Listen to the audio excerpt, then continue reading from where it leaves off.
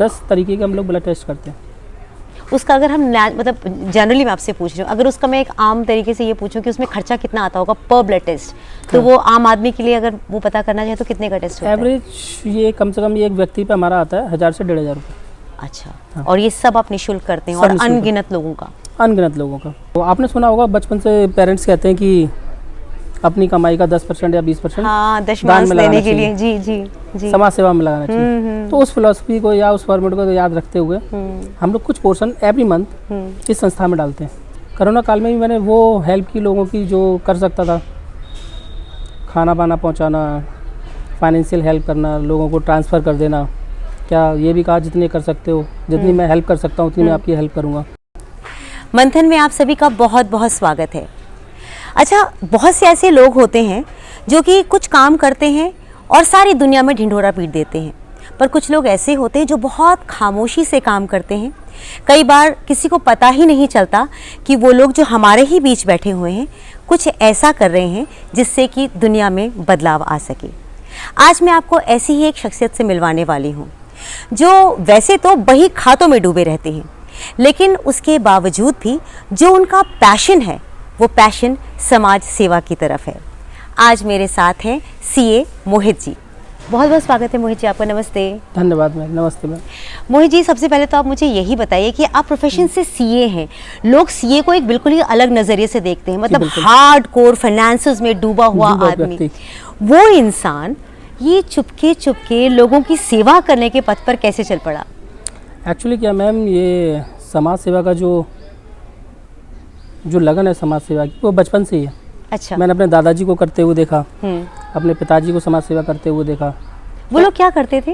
Actually वो जब वो गांव में थे तो इतने फाइनेंशियली हम स्ट्रॉन्ग नहीं थे, लेकिन कुछ ना कुछ छोटे मोटे लेवल पे लोगों की हेल्प किया करते थे। अच्छा। पिताजी भी मेरी हेल्प किया करते थे। गाँव लेवल पर जैसी भी उनकी रिक्वायरमेंट हुई, किसी को ऑफिस पहुँचाना या किसी को सरकारी दफ्तर में काम वगैरह करवाना जो नहीं हो पा रहे हैं। अच्छा। इस तरीके के जो वो कर सकते थे। और फिर मैंने उनको करते हुए देखा तो मुझे भी अच्छा लगा कि हाँ ये होना चाहिए। कुछ समय बाद फिर मैं दिल्ली आ गया सीए करने के लिए। तो सीए करने के बाद, अब जैसे आपने बताया कि भाई खाते में डूबे रहते हैं तो सीए बनने के बाद 5-6 साल तो मैं भाई खातों में ही डूबा रहा जी। लेकिन एक्चुअली एक इंसिडेंट हुआ मेरे साथ। एक्चुअली एक नहीं, 2 इंसिडेंट हुए।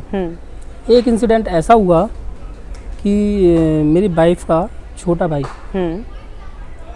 प्रॉपर इलाज ना मिलने की वजह से या टेस्ट ना होने की वजह से वो एक्सपायर हो गया।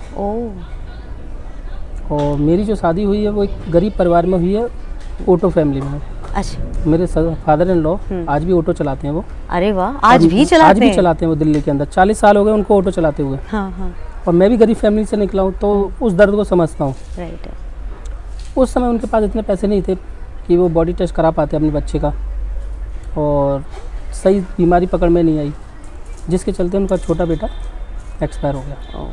एक ये इंसिडेंट था। दूसरा इंसिडेंट तो हम सभी को पता है, कोरोना कितनी बड़ी और भयंकर महामारी थी। बिल्कुल ठीक है। तो कोरोना काल में सक्षम था, लेकिन कोरोना काल में भी मैंने वो हेल्प की लोगों की जो कर सकता था, खाना पाना पहुंचाना, फाइनेंशियल हेल्प करना, लोगों को ट्रांसफ़र कर देना। क्या ये भी कहा जितने कर सकते हो, जितनी मैं हेल्प कर सकता हूँ उतनी मैं आपकी हेल्प करूँगा। उस बीच में ना मेरे पास कॉल्स बहुत आए। अच्छा। कि अब जैसे दिल्ली में हूँ तो गांव का आदमी तो समझता ही है कि दिल्ली में बंदा बैठा है तो कहीं ना कहीं उसके लिंक होंगे। तो मोहित किसी हॉस्पिटल में जुगाड़ हो या जान पहचान हो। तो ये कोरोना के टाइम की बात है? कोरोना के टाइम की बात है। अच्छा। उससे पहले आप बिल्कुल ऐसा नहीं कर रहे होते? हाँ, उससे पहले मैं कुछ नहीं कर रहा था, लेकिन उससे पहले मेरी वाइफ का छोटा भाई एक्सपायर हो चुका था। आपने वो बताया। और दूसरा कोरोना काल में जब मेरे पास कॉल्स आई, बहुत कॉल्स आई कि मोहित मेरा इस हॉस्पिटल में करा दो, मेरे परिवार का एक सदस्य है कोरोना पॉजिटिव है उसका उसमें करा दो। लेकिन मैं क्या, काफ़ी लोग असहाय थे। सही बात। आपको भी पता होगा कोरोना काल में हॉस्पिटल में एडमिशन ही नहीं मिल रहा था, बेड्स ही नहीं मिल रहे थे। बहुत मुश्किल था उस टाइम। ऑक्सीजन सिलेंडर से लेके प्लाज्मा, हर चीज़ के लिए परेशानी थी। मैंने फिर भी बहुत कोशिश की, जहाँ तक कर सकता था कोशिश की। और वो पीरियड ऐसा था कि सुबह फ़ोन आ रहा है कि हॉस्पिटल में ऐड करा दो और अगले दिन डेथ की खबर। तो लिटरली मैं बहुत रोता था उस समय।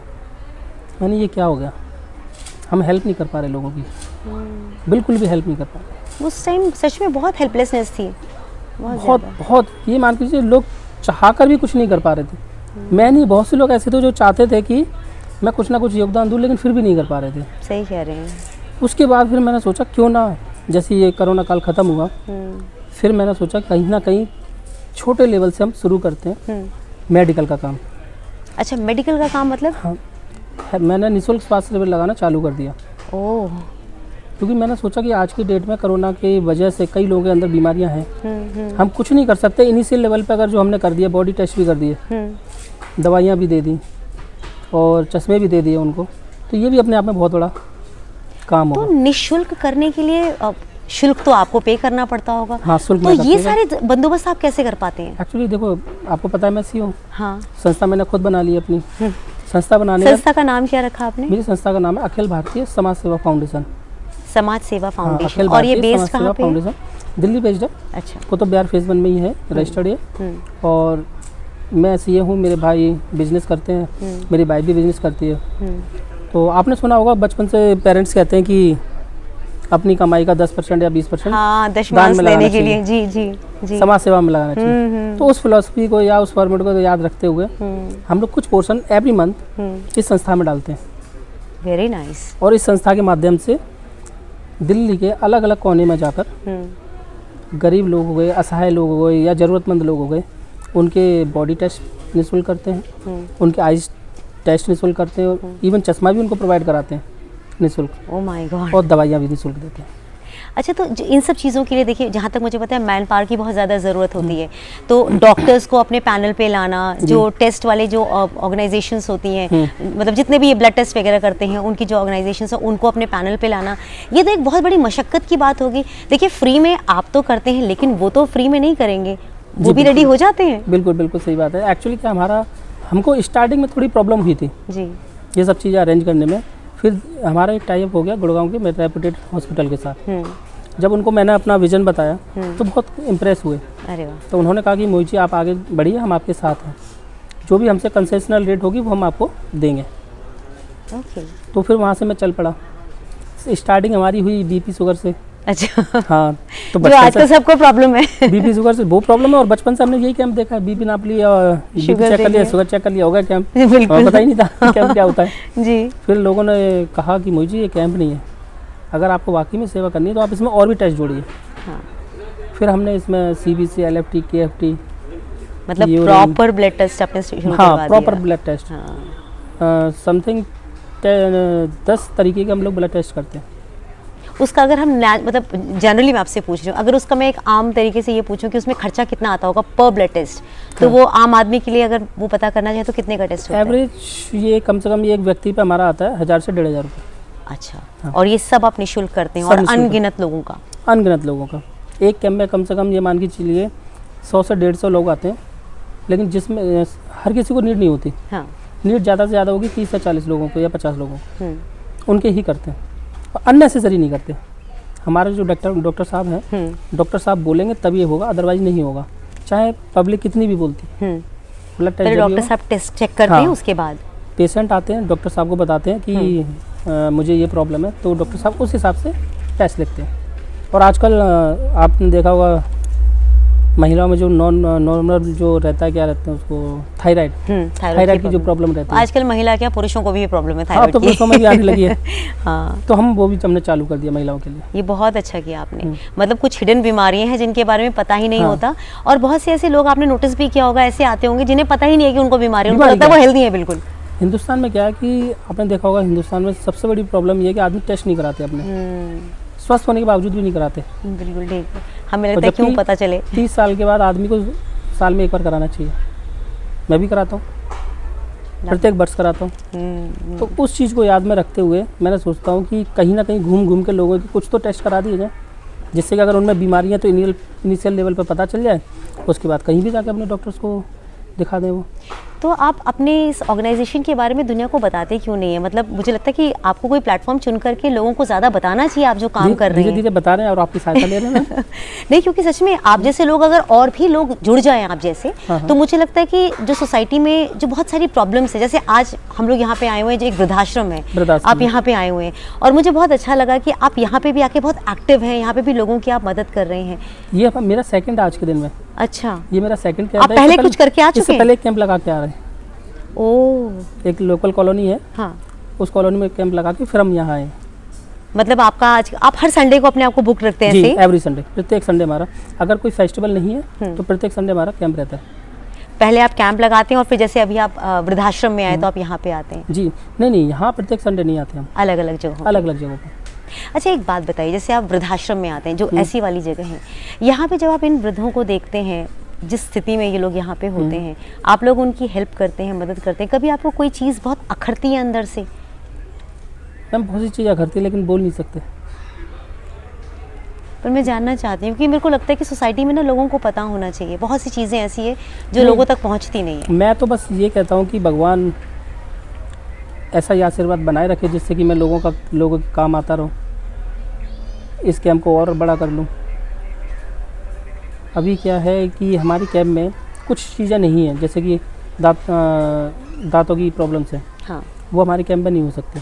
अच्छा, बहुत मैंने कोशिश की लेकिन हो नहीं पा रही, लेकिन आगे चल के करूँगा। हाँ, जब आप इस तरह से चल रहे हैं स्पीड से तो और लोग जुड़ेंगे। लोग जुड़ेंगे, मैं करूँगा।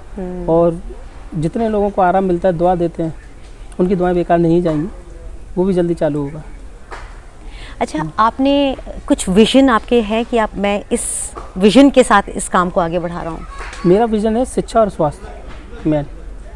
शिक्षा के लिए क्या कर रहे हैं? पहले मैं हेल्थ पे बता देता हूँ। हाँ, आने वाले समय में मैं एक ऐसा हॉस्पिटल डालना चाहता हूँ जिससे गरीब से गरीब आदमी अपना इलाज करा ले। बहुत अच्छा। गरीब से गरीब आदमी इलाज करा ले। मुझे किसी से कोई पैसा नहीं कमाना।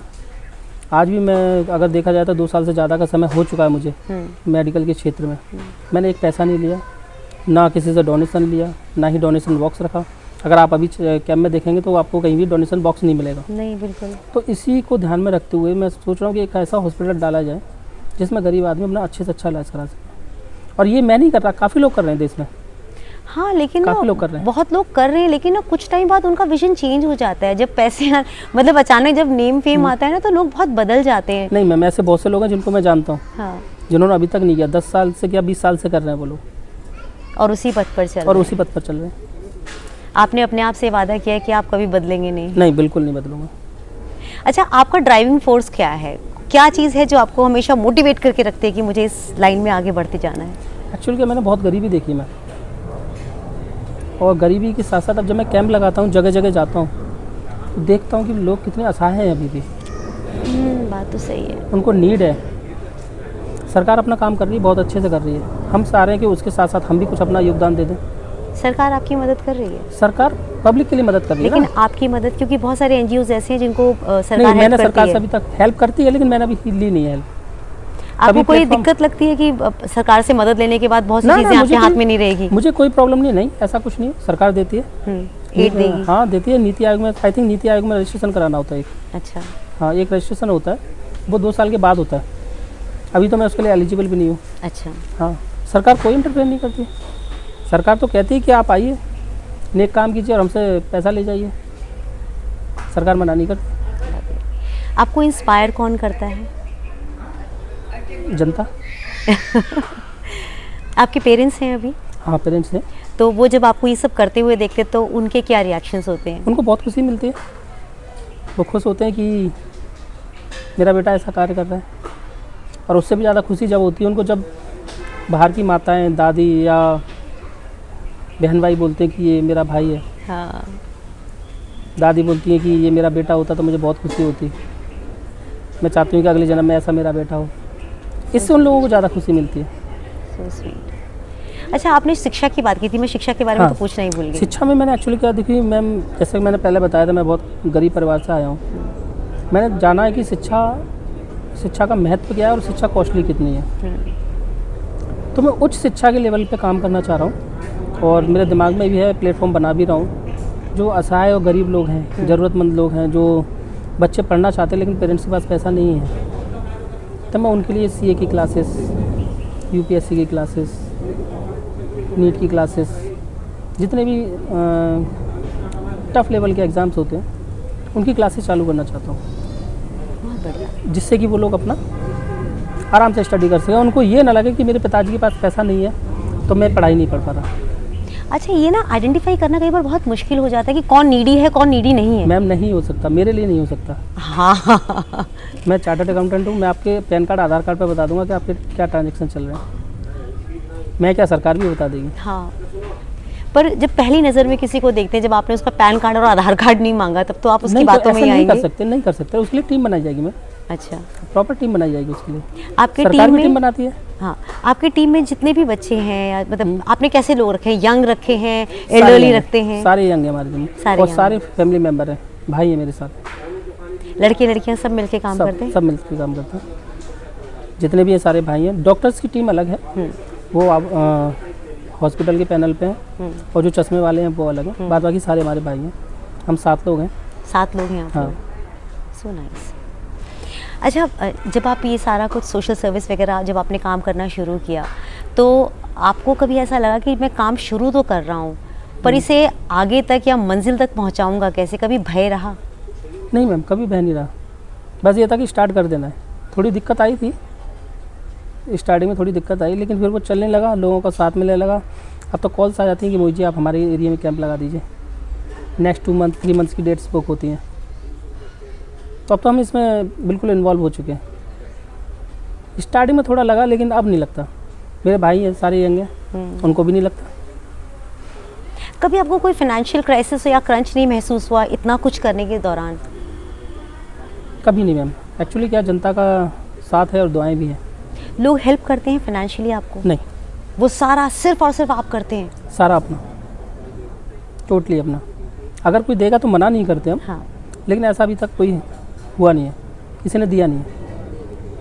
हम मांगते नहीं हैं। हमारा पूरा रूल है कि हम नहीं मांगेंगे किसी से। जब तक हो सकता है हम अपने खर्चे पे करेंगे। That's so nice. और शायद यही है कि लोगों की दुआएं लगी हुई है, भगवान का आशीर्वाद है, ये चलता चला जा रहा है। अच्छा, देखिए, जो अकाउंट्स में रहता है वो अपने बही खाते बहुत अच्छा संभालता है। अब जब बही खाते संभालने वाला व्यक्ति जब धर्म के काम को, असल में हम इसे धर्म का काम मानते हैं, क्योंकि ये वाला काम तो आपको यहाँ जीवित रखेगा, जो अब आप दूसरा काम कर रहे हैं वो आपको वहाँ के लिए भी आपका रास्ता साफ कर रहा है। तो इन दोनों में बैलेंस बनाने में कभी आपको इमोशनली, मेंटली कभी कुछ ऐसा लगा कि नहीं मैम, स्टार्टिंग में दिक्कत आई थी, लेकिन जैसे हम लोगों से मिलते हैं जुलते हैं तो कई राय मैं लेता हूँ लोगों से, उनकी सुनता हूँ, समझता हूँ और फिर इम्प्लीमेंट करता हूँ। मेरा जो फाइनेंस का जो काम है उसकी मैंने टीम बिल्कुल अलग रखी हुई है, टोटली अलग है वो। अच्छा। हाँ, उसका इससे कोई लेना देना नहीं है। वो अपने वीकडेज में काम करती है और चली जाती है, बिल्कुल ही टोटली अलग है। उसका इस काम से कोई लेना देना नहीं। ये हम भाई लोग हैं जो उसको मेंटेन करते हैं, इसलिए बैलेंस बना हुआ है वो। बहुत अच्छी बात है। अगर वो लोग भी इन्वॉल्व होते तो शायद थोड़ा बिगड़ जाता।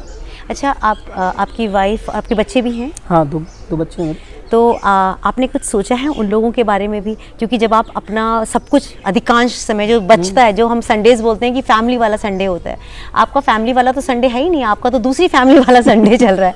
तो कभी शिकायतों का मौका आता है आपके पास? नहीं मैम, कभी नहीं, कोई शिकायत का मौका नहीं।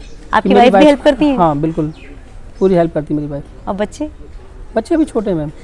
वो आपको मिस नहीं करते? पापा संडे के दिन तो रहा करो। नहीं, घर पे रहता हूँ मैं, शाम को टाइम से पहुँच जाता हूँ। हाँ। सैटरडे बच्चों की छुट्टी रहती है, सैटरडे को उनको टाइम देता हूँ। बच्चे छोटे हैं अभी, एक तो 4 साल का है, एक 8 साल का है। अभी उनको क्या शिकायत रहेगी। वो अपने खेलने में मस्त रहते हैं। हाँ, बिल्कुल ठीक है। मेन दिक्कत होनी चाहिए वाइफ को है नहीं, क्योंकि वो भी समाज सेवा में रहती है। अभी नहीं आई है आज। मैं उनसे भी मिलना चाहूँगी, क्योंकि जो व्यक्ति इतनी मेहनत कर रहा है, मैंने इतना सुना हुआ है कि जब तक उनका पार्टनर बहुत सहयोगी ना हो, इंसान ज़िंदगी में आगे नहीं बढ़ सकता। कर भी नहीं सकता। हाँ, कर भी नहीं सकता। अच्छा, आपने जैसे बताया कि आपके फादर इन लॉ अभी भी ऑटो चलाते हैं, तो कभी आपने उनको कहा नहीं कि पापा इतने सारे पैसे हैं हमारे पास, आपको क्या ज़रूरत है? कहा था, मैंने कहा था आप रहने दीजिए, काफ़ी एज हो चुकी है आपकी। लेकिन वो नहीं मानते, कहते नहीं, मैं जिस काम से आगे बढ़ा मैं उसको नहीं छोड़ूंगा। क्या बात है, ये उनका आत्मसम्मान। हाँ, बच्चे तो बोलते ही हैं, लेकिन वो नहीं मान रहे तो हमने कोई बात नहीं, आप कीजिए। फिर उनको उस काम में संतुष्टि मिलती है। कह रहे अब तक मैंने दिल्ली की जनता की सेवा की 40 साल, तो जी रहा हूँ तो और भी कर लेता हूँ। सुनाई सर। अच्छा, मैं अब आपसे सिर्फ आखिरी के 1-2 सवाल और पूछूंगी। आपने जितना अभी तक अपने जीवन को जिया है और आगे भी आपकी बहुत सारी प्लानिंग होगी, अगर आपके जीवन में से कोई भी ऐसा पल आप बताना चाहें जिसको कि आप रिग्रेट करते हैं, जिसको आपको लगता है कि मैं ऐसे नहीं, अगर ऐसे करता तो बात कुछ और होती, ऐसा कोई रिग्रेट का पल है? मैम उस चीज़ को मैं सोचता ही नहीं, जो हो गया, बस आगे का ठीक करना है। आप कभी रिग्रेट नहीं करते? कोई भी गलती आपसे नहीं होती ऐसी जिससे नहीं, रिग्रेट गलतियाँ होती करें? हैं मैम, ऐसा क्यों नहीं हो सकता, गलतियाँ हाँ। होती हैं लोगों से, हाँ।